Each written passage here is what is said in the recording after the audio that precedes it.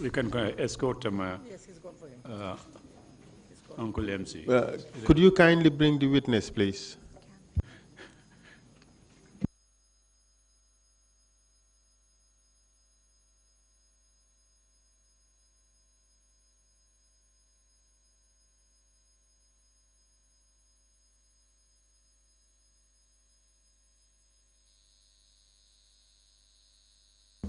It's not easy for me to call him witness. I have to call him Uncle MC. Mr. Chairman, we will call him Grandpa MC.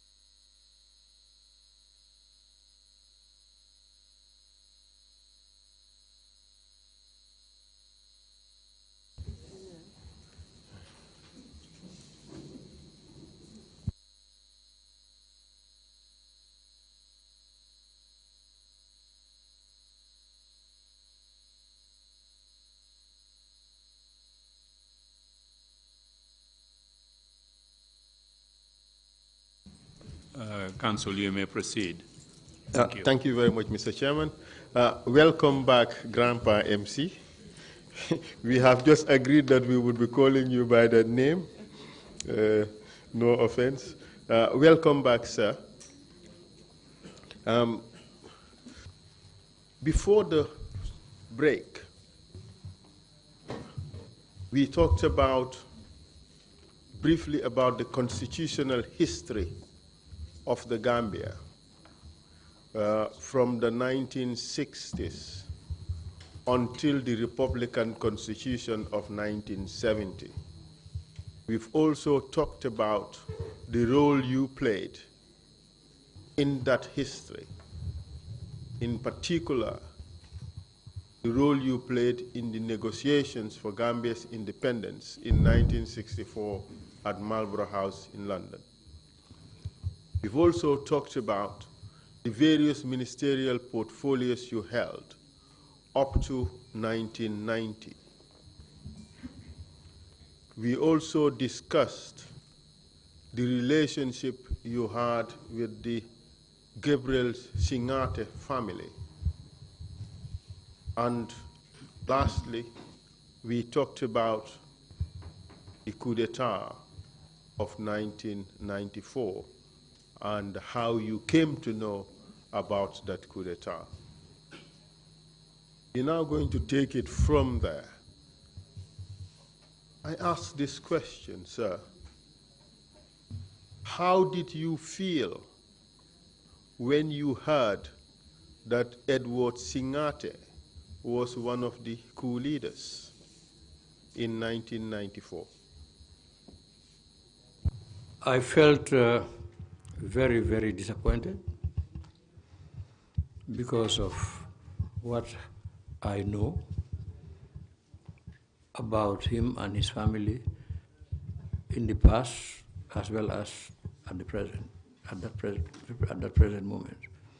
How did you feel about the fact that at this stage, as an elder statesman, you have made an effort over a period of 30 years to ensure constitutionalism and constitutional government in this country? How did you feel when you realized that that order has been overthrown? How did you feel about that? Oh, as a politician, as someone who has contributed his little bit, I felt devastated that we have been taken back, or the country, development-wise, progress-wise, has been taken back decades. And I believe that at that time that it will take us more than 50 years to get back to where we were during the coup. Not to talk about having any progress thereafter, immediately thereafter, because we had seen many examples where countries, governments were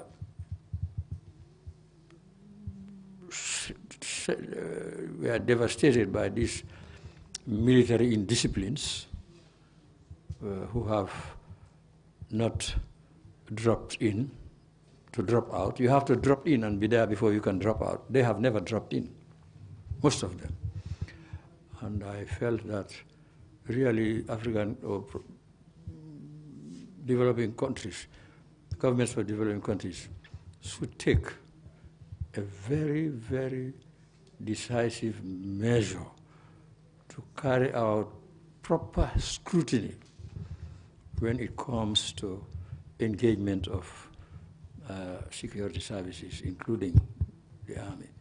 And because what obtained was just announcement is made, and young people whose backgrounds are absolutely and totally unknown just go, and as long as they answer the criteria of running from Banjul to Serekunda or Barbikama, and running around Banjul, shouting, the streets of Banjul, causing lots of traffic commotions, that was not very good.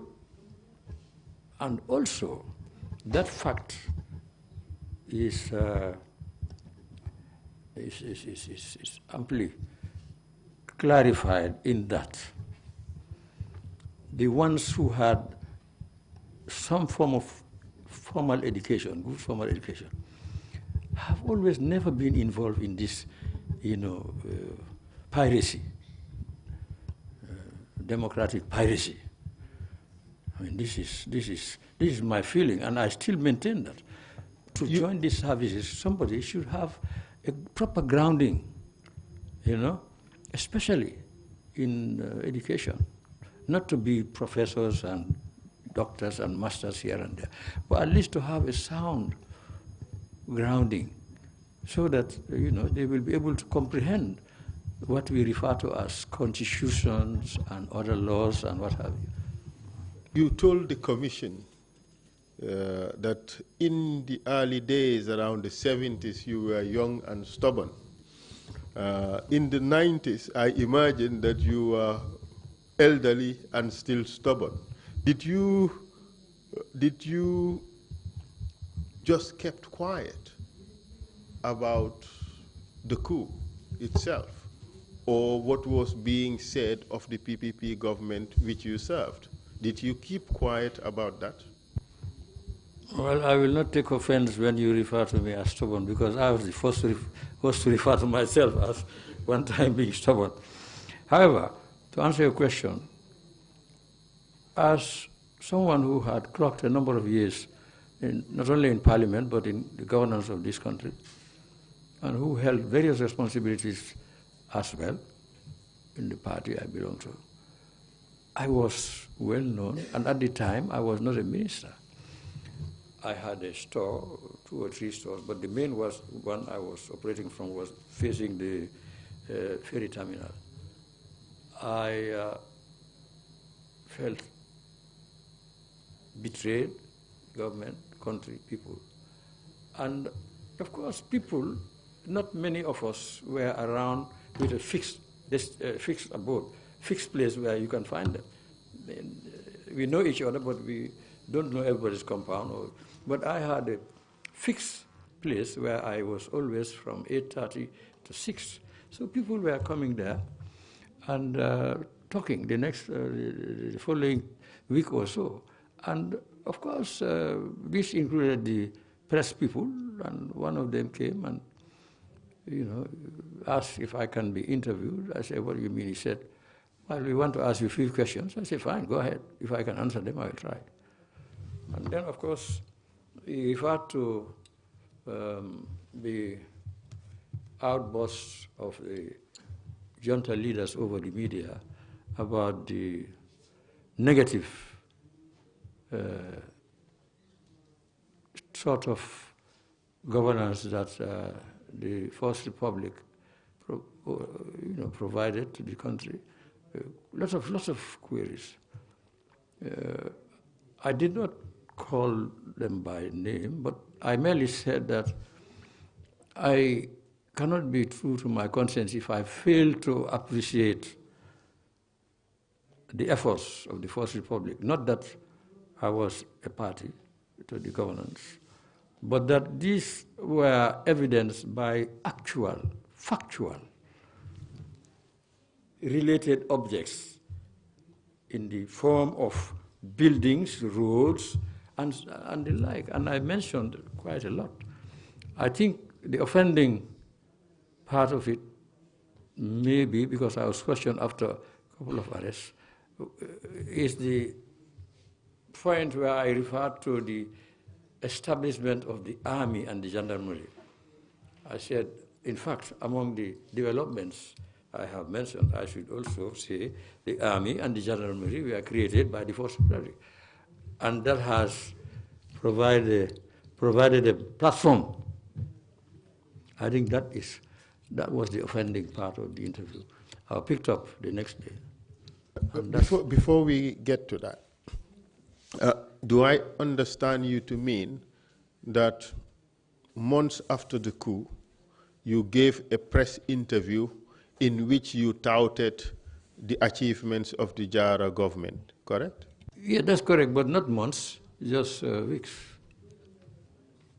And in that press interview, you indicated that amongst the achievements of the Jawara government was the establishment of the army, which in fact gave these soldiers a platform to overthrow the government, right? Yes, I said so. What other achievements of the Jawara government did you mention in that interview?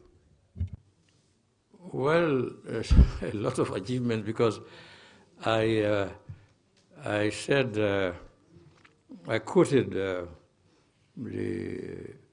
road, Basse Mansakonko, Tar Road, Mansakonko, Basse, at that time, gravel, later made into a tar road. I quoted the ferry services.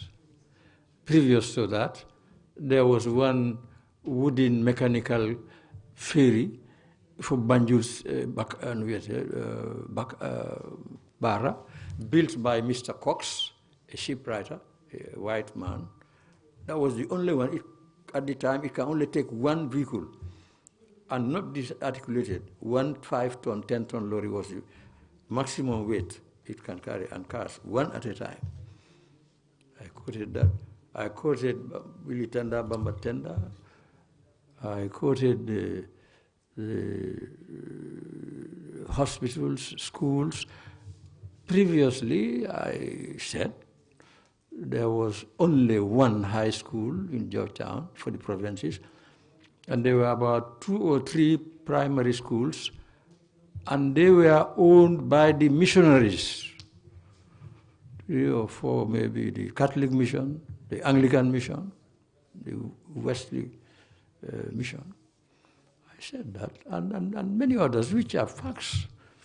I told them that as a schoolboy, I used to take 5 days to get to Basse. That's why during holidays in those days, we school children cram up at the marine to use the steamers. We had 2 steamers for cargo, minor cargo and passengers, and 1 VIC-20 for cargo, purely. So those used to take 3 days, but road transport used to take 5 days. No bridges, no courses, nothing. I mean, there's a catalogue of progress. And I did mention also that the previous government, which is supposed to be useless, inherited a grant-in-aid economy. For those who don't know what grant-in-aid is, this used to be an annual exercise of the British government, Gambia government, during budget period, to underwrite or to provide all the shortfalls in finance. it was given with strings. In other words, they did not stop at helping us to balance our budget by the granting aid, but they will also point the projects they want to have priority of their money. So, and many others, because I was a living witness, not only a witness, but a participant. So I knew what I was talking about. So in that newspaper, you pretty much debunked the argument of the junta that the PPP government did not bring any meaningful development in Gambia. Is that right? Correct, because I don't think it would have been fair to let that just go like that. Was that interview or was that rebuttal received with favor? What happened? That is what landed me into. Can That you was tell the us beginning about it? of my sorrows. Can you tell us about it? Well, How they first reacted to that? I was picked up and taken to Banjul police station for some weeks. No charge, no visitors. And during officers coming in and out, and so-called intelligent people come and sit and have a chit-chat with you. My interview was always focal, was always mentioned. And after some time, I believe they decided to release me, only to rearrest me again and again and again. Let's now focus on the first arrest. You said you were taken to Banjul police station. Were you told what crime you committed? Not directly, no. In fact, I wouldn't remember the ones, several of them, the CID used to come in and out, talk to you about 2 or 3 minutes and go, because it was a small community and people knew people. So, but not officially, no charge, no, just after weeks, just asked me to go and to be of good behavior. Do you recall who arrested you? I think one of them was Inspector Jata. I knew him before, but I wouldn't know the names of the others. But he has, on more than one occasion, led the arrest at my premises. When you were arrested, did the officers do anything else to you or your property during this period? Yes. The first search to my property was done during the first encounter. Led again by Inspector Jata, inspector or sub-inspector, but certainly he had khaki uniform. He was not wearing that, but I knew him as that. Now, they just come, no warrant, no anything, that we have come to search your premises. They ransacked my Hopkinson property. I had 2 wives there. Ransacked my own room, took away several papers and some books. I remember I missed 2 or 3 which I was fond of. They never returned them. They returned very little number. And they proceeded, asked me, well, they know. They said, where are these your only houses, your wives? I said, no, I have 2 in Congo. They put me in their vehicle and we came to my first property. Now it's called Danfodio Street.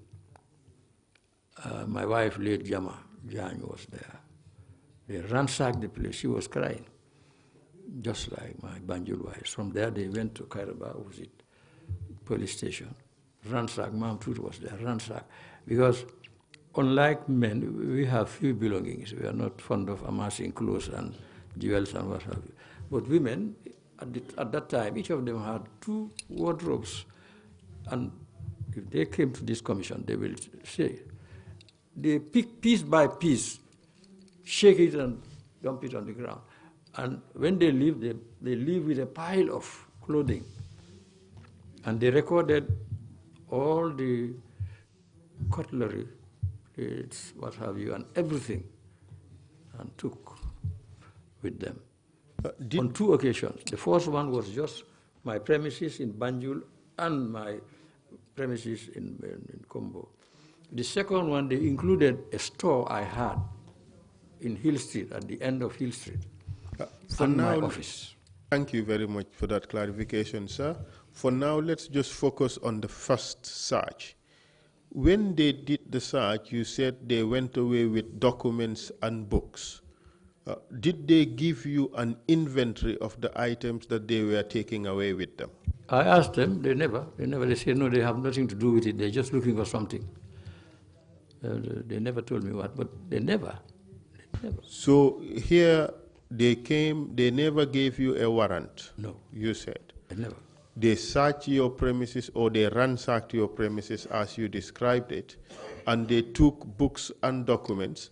They never gave you a receipt for the items taken, or an inventory of the items taken, correct? Exactly. And then, did they ultimately return the items that were taken from you? On one occasion, very scantily, I can't remember. And when I told them that whether they listed it, they said, no, when we were taking them, we never had a list. So when we bring them, we don't have to have a list. As far as you can recall, did they give you back all the items that were taken away from you? Far from that, never. Your detention at the police station in Banjul, where were you sleeping? I was at the police station there, and then they have a cell with common criminals and suspects. Dark, smelly, damp. For how long did you have to be in that cell? Some weeks. At that time, the tempo of events and the nature of maltreatment and anything that is good was so rampant that if somebody had asked me this question just a few months after, maybe I would not have been able to answer it as I am doing now. After the dust has settled, pick up the pieces and so on, one is more composed. How did you feel at that time being treated in that manner?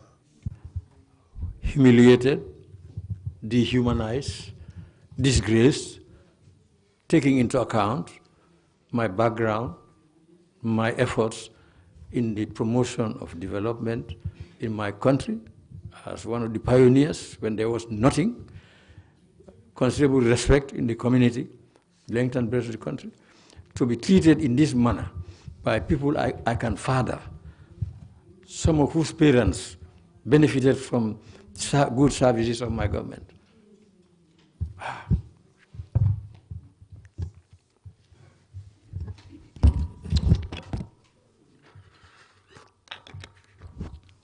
I felt very badly. That certainly wasn't the last time they came. You said you were released after a little while. Did they come again another time? Yes, they did. Precisely 2 months later, wasn't it? Yes, something like that. Can you tell us what happened when they came a second time? They did exactly what they did before. The only addition was that I had an adjacent store, 93 by 35 feet, still there. They went there and searched, came to my office where everything started. I still have that little office below my building. Everything started there in the early 60s. And the search, they did not take anything from the store, but they noted the large quantity or huge quantity of spades that were there. And, but in the office, they picked up some papers, because I had a shelf on the right side where I had some papers, because as a former minister, as a minister of government, after you leave, sometimes you can have permission to retain certain quantity of cabinet papers, or after a period when they are bound, you can be allowed to have a copy. And some of the papers relating to my constituency, my business, and so on. That they just take. I really don't know what the quantity they took. But they left, the books, they did not take many. On this particular occasion, were you given a search warrant? No search warrant. They just rain on you. No notice, no search warrant, no order. Did they take an inventory of the items? Did they take an inventory of the items they were going to take away with them? No, sir. No inventory. Were you given a receipt of the items that they took away with them? No receipt. On this particular occasion, were you also arrested? On the second occasion, yes. I went to I was taken to the police station, and same cells, everything. And some came and told me, those quantity of space you have, there's allegation that they belong to the Ministry of Works, PWD, and being former minister there was your last ministry. But not written, no statement was made. I told him that is nonsense. I said, anyway, if you allow me time. He went up, came back, and I believe he had permission. I was taken to the house, opened my office. I had the dossier, it was written, not locked. I took out the dossier. I bought them from UK, closing down store. I had every paper, everything. And we went back to the police, and he reported. Then I think one or two senior officers was there. I told them, by the way, I will want to educate you with the meaning of spades and shovels. They are different. I sort of sketched. As a spade, they have a flat end. These other ones, have a sort of a sharp end. And PW never ever orders this type. These are smaller. They order these shovels. But I say for Gambia, well, of course, we coin our own meanings and apply them to the objects, not the generalized or standard. We have our own. Do I understand you, sir, to mean that they were looking for shovels, but you had spades, yes, and they thought your spades were in fact shovels? Stolen from PWD. That's what they told. That was the end of the matter. It had never ever been raised again. I think I still have the papers. On that particular occasion, did they also detain you in cells? Yes. For how long were you in those cells? It was lesser, maybe 1 week or so, I don't know. It was lesser than the previous one. During this 1 week period, did they take you before a magistrate? Did they take you before a magistrate during this 1 week period? Never. No. Were you granted bail during this 1 week period? They just release you. No warrant of arrest, nothing. No. How about a lawyer? Were you granted access to a lawyer? Specifically, that was because normally when one is in trouble of this nature, the first thing you think about is your family and the lawyer. Categorically, I was told in no uncertain terms, no lawyer will be accepted to visit. How about your family? Were they allowed to visit you? In one of the occasions, no. The time they allowed my wife to bring me food was a different matter. It was about 8 or 9 months into the detention. No, not on those occasions. So on this second time you were arrested, you were never served with a warrant of arrest, correct? Correct. Your house was searched, you were never given a search warrant. Correct. Your belongings were taken away, you were not given a receipt, nor were you given an inventory of the items taken. Correct. You were not allowed a lawyer. Correct. Family visits were also not allowed. Correct. Did you consider these to amount to violations of your right at this period? Well, I believe since the panoply of creation, they would have always been regarded as the most terrible violations of one's rights, human rights. You were detained in these cells, you said, with common criminals. It was filthy, smelly, damp, and dark. Apart from the fact of your detention at this stage, this second time, did they do anything to you? No, not in both occasions. They did not beat or torture. Do you recall whether there were any other people who were in detention who you know at this time? Yeah, on one occasion, I think it was the second occasion, I found Wajuara, whom I knew very well. Do you know his first name, sir? Well, we call him Wa. I forgot his first name. He first served under me when he came back from Bulgaria. From his studies. I am very close with him, and he married his wife from Basri, one of our relations. But we just call him Wa, but I know he has a name. I think it's Lamin Wa. Lamin, Momodu or Lamin. Lamin, I think. But just Wa. But I think he's Lamin. Lamin, oh yes, Lamin, I think. So we take it that you're referring to Lamin Wa Juara, right? Correct. Apart from him, do you recall any other person?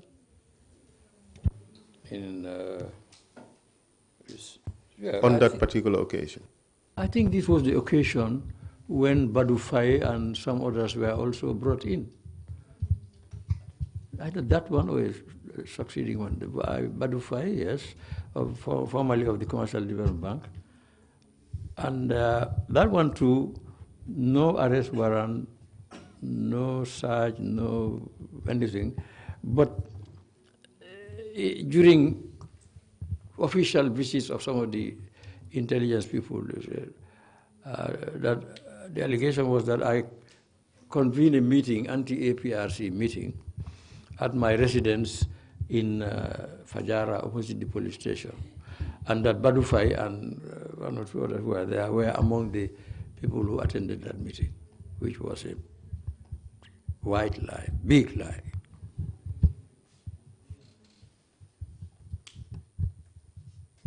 And after your release from this second incident, were you again arrested? Yes, I was. Can you tell us about it? Late Hamoudi Diab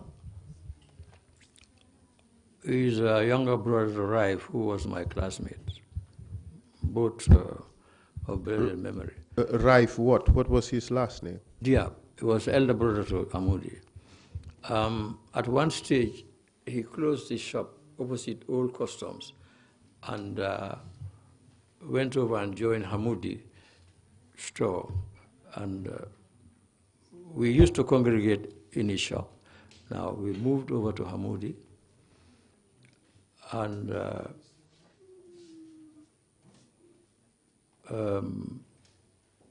I was told before that, one day while there, with late Asan Musa Kamara, Adama Sise, Tiyan Salla, and I think, I'm not sure whether Silabai was there, or so a lot of us used to come there and chit-chat.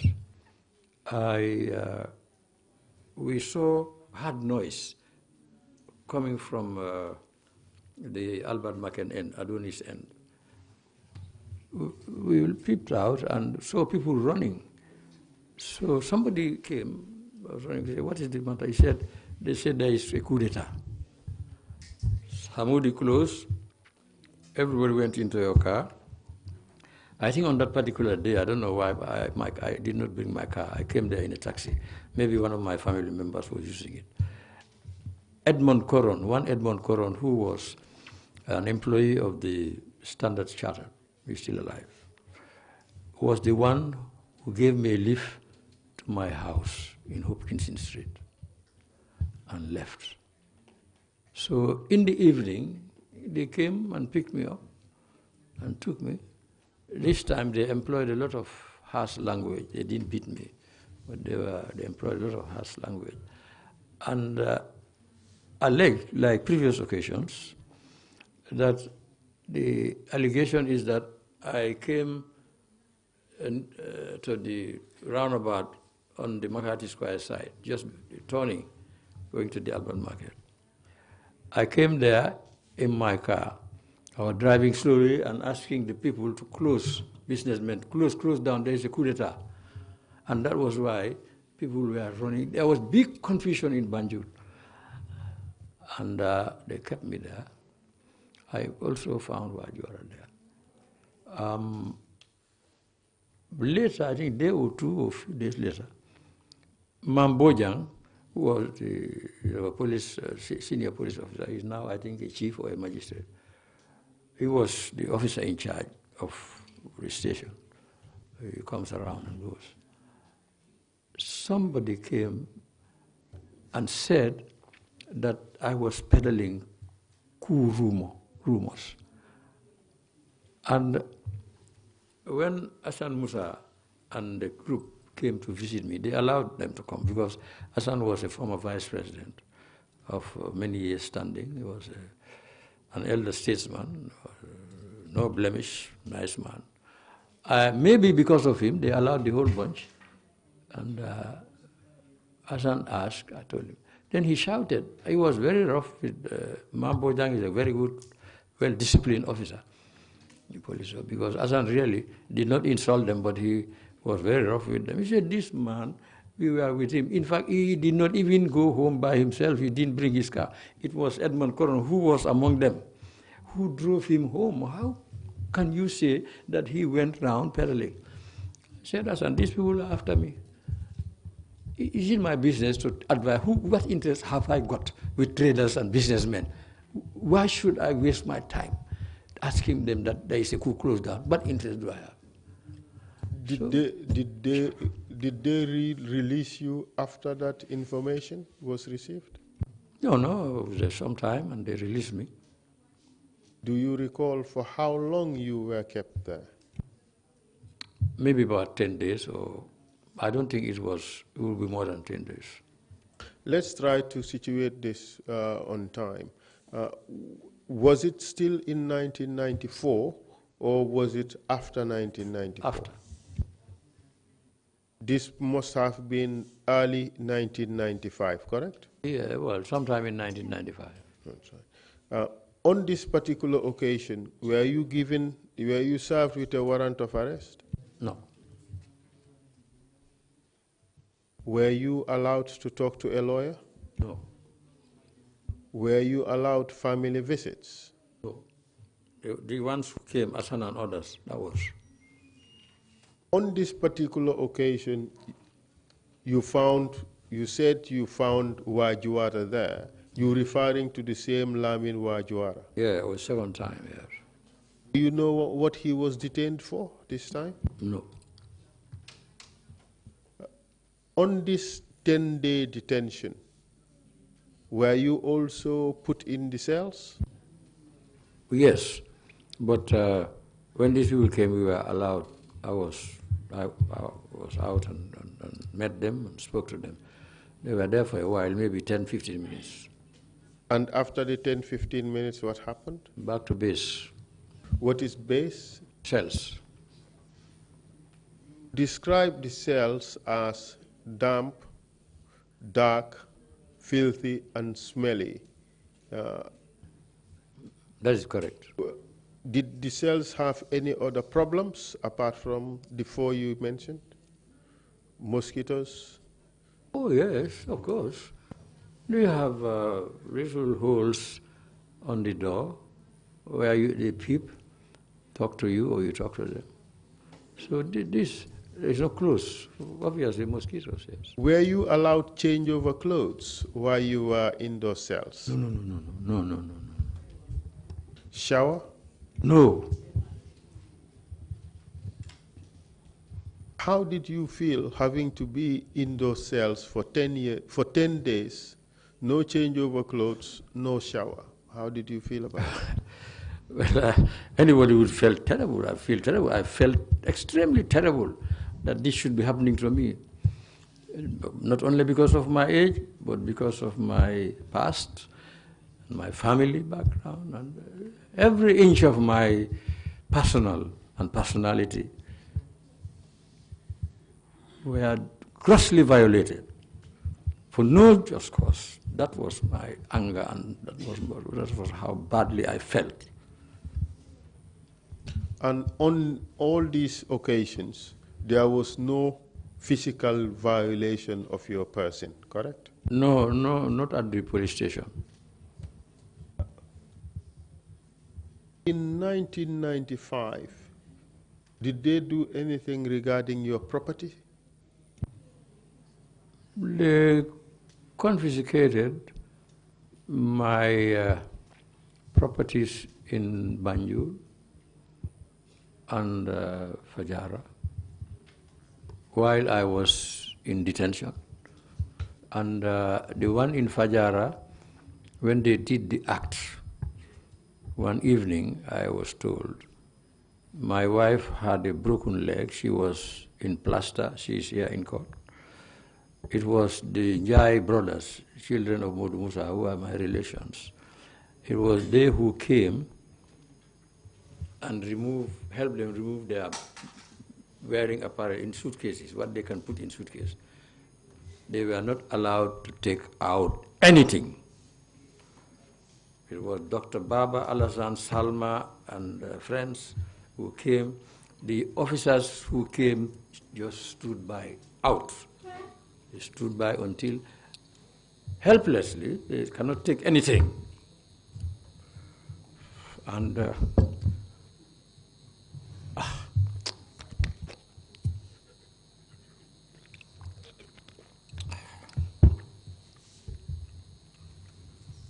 they had to carry my wife, two people with her, plaster, full leg, into a vehicle and took out their personal belongings, wearing apparels.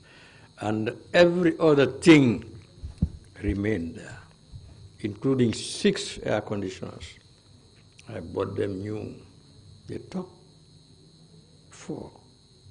The sitting room down, 2. And Salma, one of the Jai brothers, Salma, was kind enough to put her in his residence here near Q cell. She was there, and a month or 2 later, I was released. I found her there, and I started the ball rolling, legal matters, litigation, and that has been going on and on and on. And so, thanks to my good lawyer, I was the only detainee whose property was confiscated and never sold. The only harm they did to my Fajara residents is to bring the bunch of them and give them residence there for years. And when it was told to them that that was improper, they got the police out. And when they went out, you can see it now, you can carry out a physical verification anytime. Here, they remove all the corrugated iron sheets and the ceiling of the building. They removed every window and door, including fixtures and furnitures. They also, through their neglect and collision, got away with 70% or 80% of my block factory. I had 60,000 blocks there. I caught, one of my drivers caught a lorry, loading it and taking it to somewhere in Jimpex. I don't want to call names, I will not. That was the time I told my lawyer, and he wrote to them. They never replied. They said, we will look into it. The letter is here. I will be submitting later 3 violations of my right and downright seizure of my property without any form of legal backing whatsoever. I will submit that to you later for consideration, because that is a violation of my right in taking my property, seizing it without any authority, and up to now refusing to acknowledge that, let alone to refund or to return. So I consider that as a very serious, gross violation. Since you are dealing with the type of human right, physical abuse, I have decided that I will make a submission, short submissions of each of them. I will be advised by my lawyer for that effect. Thank you very much. We'd be happy to receive those submissions, and be rest assured that the Commission would take them into consideration. So in 1995, you told us earlier that when your homes were being confiscated and your family removed from those houses, you were in detention. Can you tell us what happened? How did you come to be arrested, and what happened subsequently? Well, prior to removing my family, the arrest came first. I was in the property, 79 Kairaba, with I was waiting for lunch, because I had come from Carnifing computer lessons. This thing had just started, and I paid. I think that was my second or third visit to lessons. Where in Carnifing was that? GTTI. It was being conducted there. Now, I went to this house here, waiting for lunch. While I was waiting, four-wheel drive, the gate was open. A four-wheel drive, I was sitting, there's a hut I built where I sit. It's about 10 meters from the main house. I was sitting there and I saw a four-wheel drive come into, the gate was open, come in, stopped, another pickup stopped outside, and I think there were a total of about 10 soldiers. And the ones in the four-wheel drive came out, 3, with their guns pointing. They saw one of my daughters, Soma. She is back, she's in the Gambia now. In fact, she is in court. They pointed the guns at her and said, "Where's MC Shah? Where's MC Shah?" Terrified her, terrorized her. Then I shouted, I said, "Here am I." I went around and met with them. Gunpoint, "Let's go." Do you know who was in charge? Which officers they were? No, but because I don't know them, most of the names, if I ever attempt to give, must have been told me by people who live here. Somebody like OJ knew quite a lot of them, Almamo and Sow and Sane. Let's take them one by one. Almamo, you mentioned. Yes, Almamo visited us a number of times. Terrible man. Do you know what was his last name? I think it's Mane. He comes, I understand he comes from the other side of the river. Nyomi or Joka, thereabout. because he was among the worst. So I don't think any detainee at that time will fail to know his name. Do you know what rank he was, Alma Momane? What rank he was? No. The only one I knew whose rank I knew was one Mendy. Because when we came there, just before they start torturing us, when we came down from the vehicle, he said, "Hi, Hitler." I looked around and I said, "Well, you're the Hamgamada, you know me." He said, "We were your boys during football association days in the 60s. I said, "I see."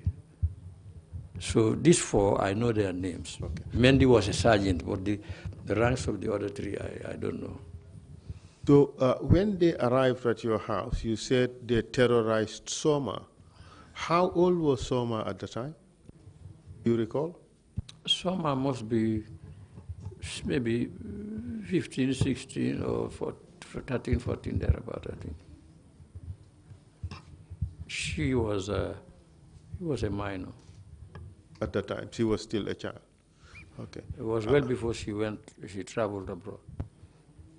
So when you came out and say to them, "Here am I, MC Cham," what happened next? Oh, they rushed me into the vehicle and gunpoint, and I found late Usainu Njai, OJ,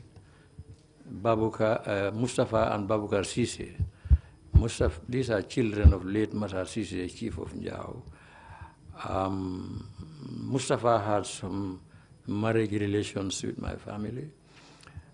Babukar was working at the statistics office. I had an earlier encounter with him, so I know all of them who were in the vehicle, and they drove us to depot, Bakau. In the same vehicle or in different vehicles? Same four-wheel, then the pickup with the rest of the soldiers followed us. Do you recall the date or which month and year this thing occurred? I don't know. I think it's 95. I don't know whether I have it in my... If you allow me a minute... Let's take a look at your statement. I'm specifically referring to page 7, paragraph 11.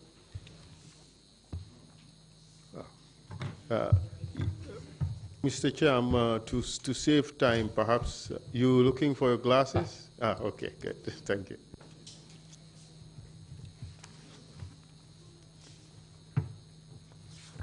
Page 7, paragraph 11.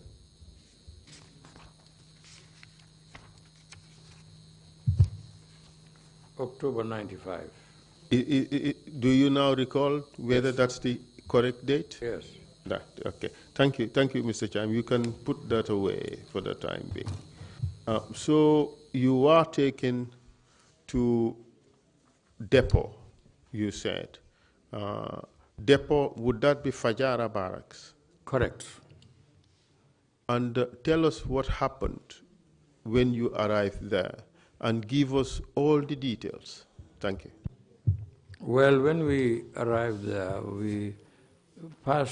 you pass the guard room and turn left. There was a garage there and a hangar and some mango trees. We were put down just before the one mango tree, and there was a bench or two, and military officers were sitting them, facing the hangar. We were brought down, and we were seated. We found some other people, whom later I knew were detainees, sitting on the ground.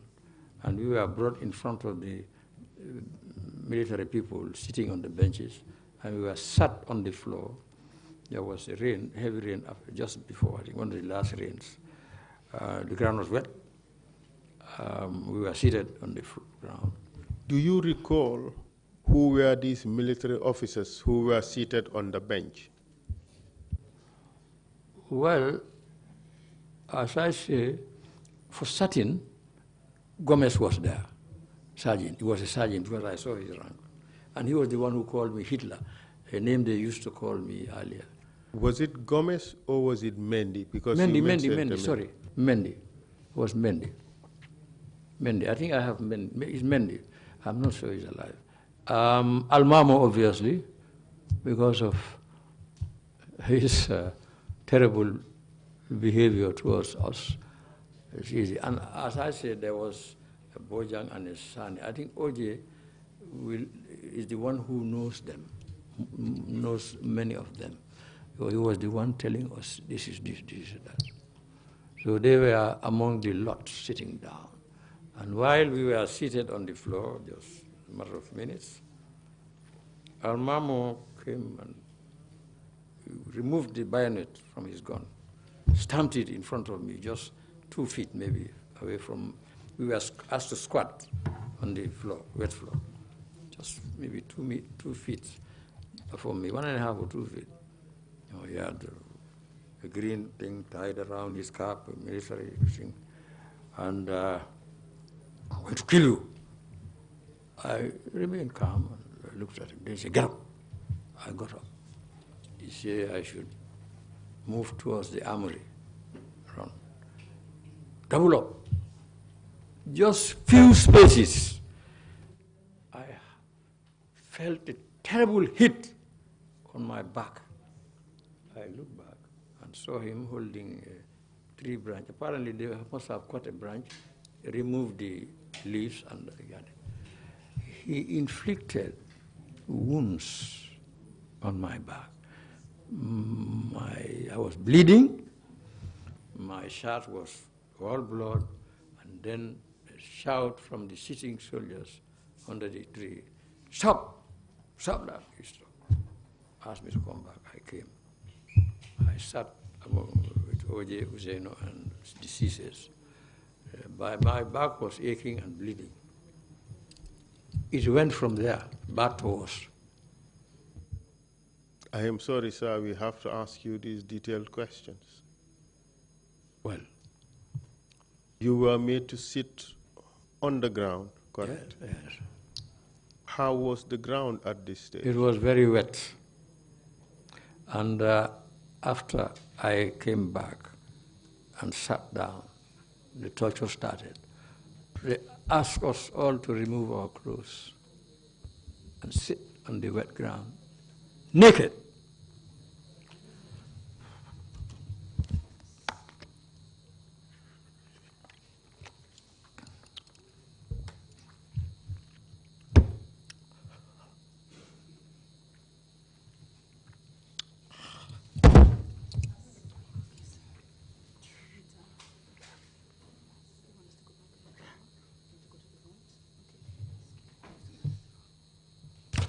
Mr. Chairman, we take a few minutes break to allow the witness to recuperate. Thank you. We suspend the meeting for about 5 minutes. The meeting is suspended.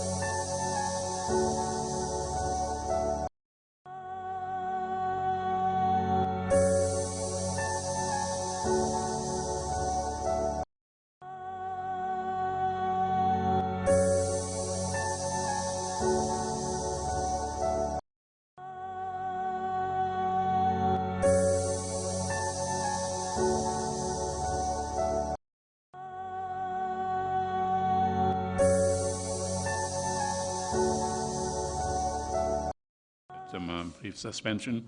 Council, you ready to continue? Yes, Mr. We have Chairman. until 1:30 before we take the 1-hour break. Thank you very much, Thank Mr. you. Chairman, for that. Welcome back, Mr. Cham. I am very sorry about this situation. Of course, this is emotional.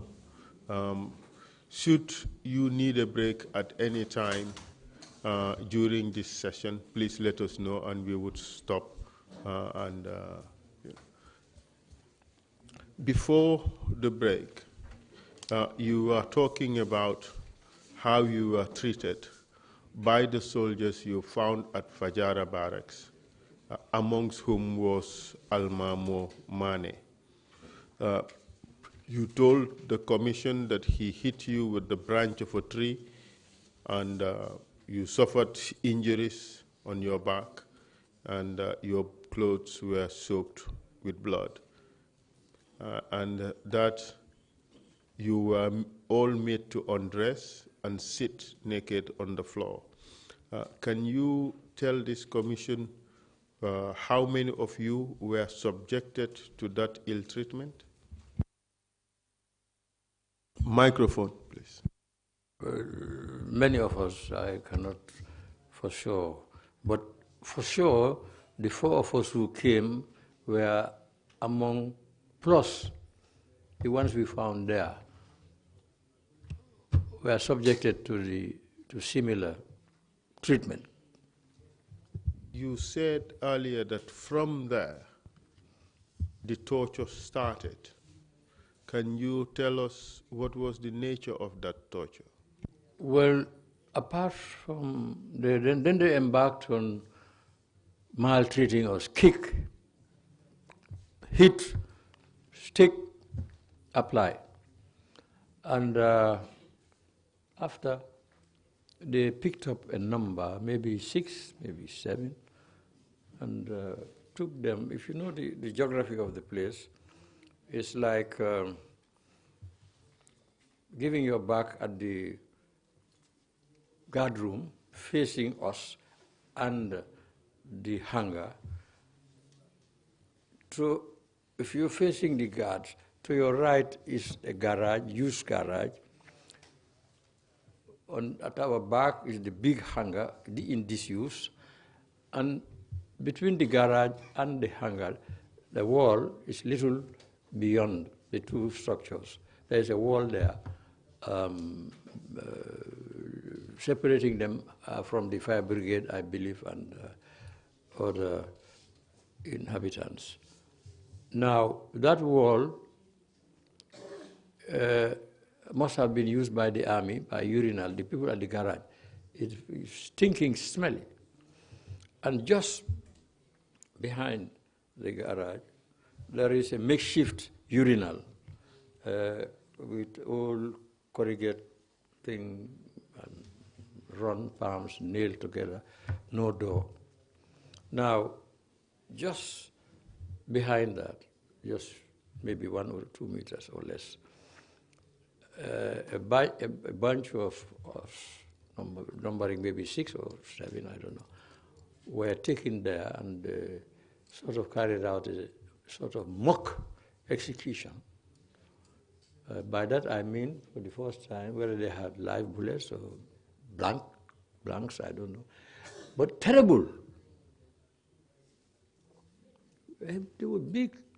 In fact, we were all shouting because we thought our colleagues were killed, not knowing that that was going to be a routine exercise for the rest. Hey, that happened. By the time they finished the ordeal, dusk was coming near, and everything stopped. The hangar, sliding doors, slided and were asked to go in. Can you explain better or in more detail this mock execution you talked about? You said a group was taken to that location you described, behind the hangar. No, the hangar is here, the garage is the wall. Yes, to that wall. And what did they do to them? Well, they fired, and they will tell you, don't look. But you have to look. At that moment, at that tension, that terrible situation, you will not know whether, all you know is that these people are being killed. Whether you will not know it's mock execution or it's firing over their heads or it's blank bullets. Who has time to think about that? Callous, vicious people. At this time, how old were you? I was in my late 50s. I think must have been 58 or 9, I think. Between 7 and 9. Not quite 60. Were you the oldest of the lot? Second. Who was the eldest? It was one duty. He used to take duty. He was duty master in Lamin Market. I forgot his name, but he has a nickname which he frowns at anyone who calls him by that, Nyafu. Pa Nyafu, we used to call Pa Nyafu. And you have to give him $10 or $20, otherwise he will insult your parents. So he was the oldest. I think he was about 62 or so. He must have died. He was the market master, correct duties at Lamin. So you were 58 at this time, having been born in 1937. This happened in 1995. Yeah, maybe 59. I don't mind. That's my birthday, yes, okay. And what was the retirement age at this time? What was the retirement age at this time? 55. So you were already past the retirement age, correct? Oh, yes. And you haven't been in government 5 years before this incident? Correct. And, okay, so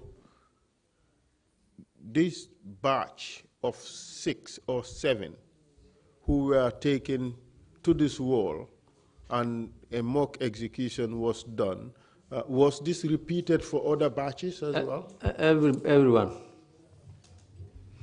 Everyone went through the grill. You also went through that grill? Correct. Can you tell us how it felt when soldiers fired over your heads? Even before they fire, the most horrible and horrifying feeling you have just before is worse than if the bullets went through. As they say in local language, or at least in my language, expectation for better, for worse, is always more meaningful and more fearful and more enjoyable than when the actual act takes place. I don't know whether I am clear. Thank you very much. I think that captures it quite well. Can you tell us what time in the day you arrived at the depot at Fajara Barracks? Oh, it must have been because I didn't take lunch, and normally I take lunch at 1:30, not beyond 2. My wives know that. If you don't prepare lunch before 2, after 2, I go and find something to eat. So we must have been taken there between 1 and 1:45, not 2 anyway. Just before I should have had lunch.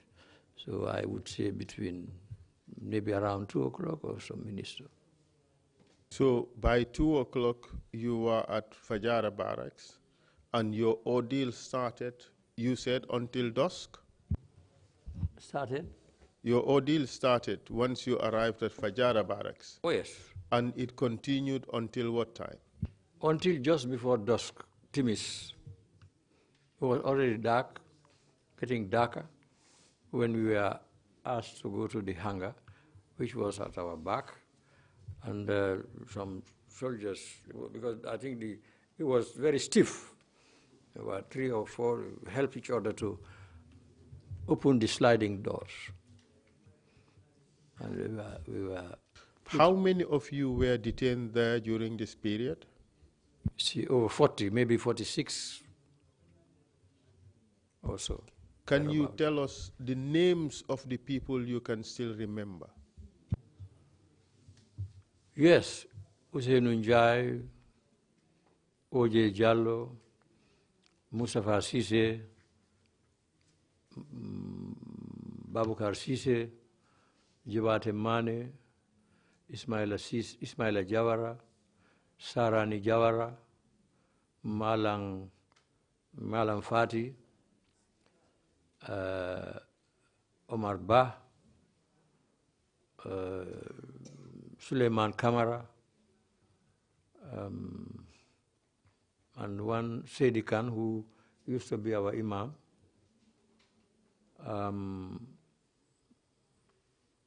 Fadera, I think it's Lamin Fadera also. Fadera he works at the Port Authority. He's a dock worker, I think. I think his name he's an Arabic scholar. His surname is Fadera, but whether it's Lamin or Mamadou, I don't know.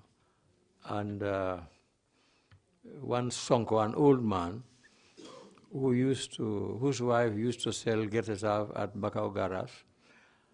He too was old, well tired. Bachamba Jallo. I must confess, and they were full as Usman Jallo, and I think when Ibrahim or Amadou. These are block makers who were arrested at random. And while we were at the depot, these are the names I can remember, we had the feeling, which was backed up by some voluntary people who made voluntary statements, information, that bunch was arrested not because of the demonstration they said was going to take place at the American embassy, because demonstration never took place anyway, but because of my humble self, OJ and Ousseynou. They wanted to have justification for arresting us. We were at that time prominent people, personalities here. Each had his own mark, each had his own share of participation in the development of this country, of this state. So just to pick 3 of us, some of them said this to us privately, that to give them an alibi or an excuse, they had to go and bundle up people. Those block makers arrived there. They were brought near me to console them. They were mad. No Fulas did not speak any language except Mandinka, bad Mandinka and Fula from Guinea. They were brought near me so that I can be talking to them and cooling them down, calming them. Usman went mad. You said that when you were made to sit down, Almamo stabbed a knife on the ground about a feet or 2 from where you were sitting, or from your feet. Did he say anything when he was doing that? Oh yes, He said, he and the rest, many of the rest, they said, you people, you have been stealing and eating this country's wealth for 30 years. You will not allow Yahya Jammeh and his men even for a little period. Billahi. I saw on the Quran. So, from what you were saying, did you believe that he was doing work for Yahya Jammeh when he said that? Well, God knows best, but I was pretty certain that every inch of the way, whatever act they made was not only with the acquaintance of Yahya Jammeh, but with his own instructions. Because they call him crocodile, they call him so many names, the top, they had several names for him, which meant the same man. Do you remember any? No, the crocodile, I remember, Naka, and the boss, chairman, the big man, and so on. Whenever those superlative phrases were applied, or whatever you call it, it meant him. Because nothing happens. And even when the army commander spoke to us, reference was made. I mean, he was entirely and absolutely the driver, on the driving seat. You mentioned only men as having been present. Were there any women? Yes, at the depot there were two, Koso and Koso is an Aku girl, a staunch supporter of the UDP, PVP, UDP. UDP is a surrogate of the PVP, NCP, and GPP. These girls were with us for a couple of days, certainly not a week, or not more than a week. No segregation on the floor, like sardines packed. They suffered the same humiliation, the same torture, pain, anguish, like every one of us. There was no discrimination. In fact, theirs was worst, being of the feminine type, with 110% men, exposing them. Cha. Mr. Chairman, we take a short break. Lunch break now. It's almost 11. It's almost 1:30. So, if you want to ask questions before the lunch break, thank you. Thank you very much, my counsel. Thank you, Uncle. Any commissioners got any question? I don't have the strength to ask him any question. Okay, Commissioner Adelaide, please. Sorry to take you back. I just want to know whether you remember the name of the police chief at that time. You cannot remember. No, I don't hear your question. I see he didn't need a question. Can you repeat? The name of the police chief who came to arrest you twice. The name of the? Police chief. Or the last one? No, the first arrest. The first arrest, I think I have said Jata, inspector. He was always the lead. Thank you. Jata, he was an inspector at the station. A tough guy. Thank you.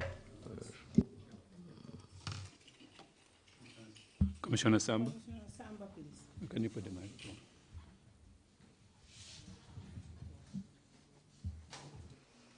Use this one.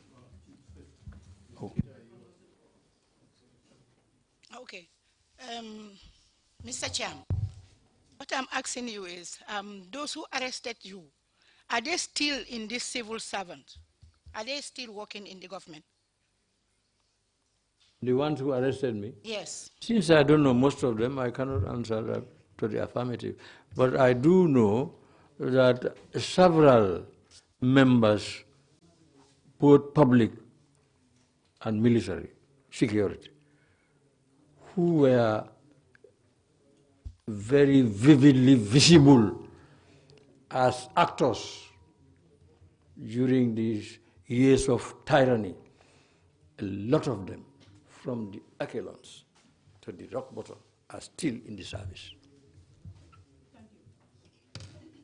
Thank you very much, Chairman. Commissioner Kinte. Commissioner Kinte. Honorable Cham, I want to ask, during the various arrests, in particular when they were confiscating you and sending your family from your property in Fajara, I understand you said your wife was already injured and had a cast on the leg. Was it the security who were getting her out, and what was the manner? One, and two, in general, apart from yourself, have your family suffered any infliction of any type during the various arrests and so on? Suffered what, my family? Suffered. Like if the harassment, whatever. I know, well, picking the things, throwing all items of the wardrobe is harassment, but whether any other form of harassment you may want to state. Well, the first question is, because it's about whether... How your wife in the cast was evacuated from the building. Was it the security, and what was the manner? Okay, what was the manner? I know. Well, first of all, I will only attempt on not gesticulation, but on hearsay from the horse's mouth, who is my wife. I was in detention then, but when I came out, I do know she had a fracture and she had a cast. She cannot walk. She was on a wheelchair. I do know about that in detention. But on the eviction, I did not know until I was released. Nobody told me in detention that my wife was evicted and family were evicted. Nobody. But I got from my relations, doctors, the Yai brothers, that when she called them, they're not living far from here, it was they who came because the security people were just standing aloof. And according to them, the security were mostly NSS and the soldiers. But the names and what have you, I don't know. Now, as to the suffering of my family, physical abuse, I think what they suffered, according to my own judgment and estimation, is worse than what I suffered. Because at least I knew I was getting it direct. They were just getting information and they were seeing things happen. And their main breadwinner, responsible for them, schooling and every bit, is in the hands of the junta. And from what they were hearing was that we are going to be killed. The wives are around. When I was the first to go to the commission to continue my evidence, the Bamford Commission, the first day I went, billahi, the wives and relatives of the detainees who were detained with me, I had to stand up, I had this short fuller gown, I had to remove it and to show, because they were told that my eyes, bones and legs, so many, and I had to perform for them, billahi, at the commission on the ground before I went up. That is okay. And I am telling you, the long detention will allow our wounds to heal because we were not charged. There was nothing, we were not cautioned, we were not allowed any form of human good facility. But they had inflicted so many wounds. Look at my fingers.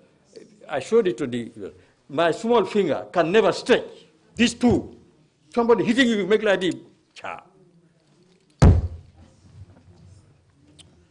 This is, if it answers your question, but my family, I am saying, Mr. Chairman, that I believe my family, meaning my wives and children and brothers and sisters, the non-normal Gambian relationship, I think they had more suffering in their hearts than I had with all the physical violations of my passing. Imam C. Commissioner Imam C. Mr. Cham, dama lay laaj affaire Edward ki nga xamantene li nga defal bayam ak teranga bi nga leen amalee moom affaire bi bu mu amee ndax yaa ngi ko doon gis wala I want to know joxoon na la ay yeneen pexe ni ngay mën a moytoo. Edward Sengate, did he let you know what happened, given that Edward. you've been good to him and his family? gis naa ko ñaari yoon. I saw period bi yëpp. Edward twice benn during all of this time. mooy dépôt. Once was at the depot. beneen bi. The other one? mooy bi yëpp jeexee. ba ñu génn. Everything was over and we were out of detention. Kairaba supermarket bu njëkk bi. At the former Karaba supermarket. ma dem fa ci ngoon. I went there in the evening. Hamudi moo ko moomoon suma rakki friend. Hamudi owns the place. He's a brother to my friend. kon na xamoon nga foofu. ma seen ko ak escort am mu ngi waaj a génn. Once I got in, I saw him and his escort, and entrance. he was about to leave out of the place. I was at the entrance. mu benn fi ñu doon jaay books ak postcards on this side so There's a place they sold books and mu postcards. dem straight away foofu. He went over there. muy jël ci stalls yi di examine. He took from the stalls and ma began dugal looking at examining. instead of ma dem ci fi nga duggee. I ma got ñëw in. taxaw ci exit. I stood at the exit. Bishop Catholic bishop bi mu ngi fa woon donc mu dugga si. The then Catholic bishop was there. ak some other personalities yi nekkoon foofu. And others. ñu dem fekki ko di wax ak moom. I went over to him and began maa ngi speaking taxaw to him. fi ñoo génnee. I continued standing at the exit. xam naa waxuma damaa foog ne moom xam na ne kii lee man laa xaar. I suspected he knew I was waiting for him. I can swear to that. mu ñëw. He came. Yes, Dad, ñu nuyuwante. Yes, Dad, and we greeted. ma ne ko Edward kii yow la. mu ne ma bu And I said to him, Edward, is this waxal you? Kawero. Kawero is one of my children. He's in England now. And Kawero moom ma war a mag Kawero tuuti. mu ne waxal Kawero he said to me, say to Dimanche Kawero, dinaa ñëw. that I will be coming to the house on Sunday. moom mooy mu him. So that we could billahi. brew a tire. My And friend, we will spend the whole day pare there. na. I swear. Why should I? I would not lie. soo mënoon a fay du am. loolu moo am. So that is what koo xam nag ne. happened. Someone that you know. bi lii amee. When léegi these things mooy happen, ñaar fukki at ak ñeneent. today is the 24th ñaari yoon la la gis. year, and this during very hazy conditions. This is the second time he's seen you when this was a very trying moment. Time boobu suma doon dimbale wala ma doon yële wala am lifin time boobu la war na am. Second one bi mooy no wiyete Kairaba. Second time is at the Kairaba. Limu wax I'm amul thinking if this was someone who was going to help you, this would have been the times. Waaye wax naa ko suma jabar ne gis naa Edward. I didn't pass his message to my son, but I told my wife that he said he was coming on Sunday to do a tire with the boys. All right? Thank you very much indeed, Uncle MC. We will take a 1 hour break and resume in the afternoon at 2:30. Meeting is adjourned.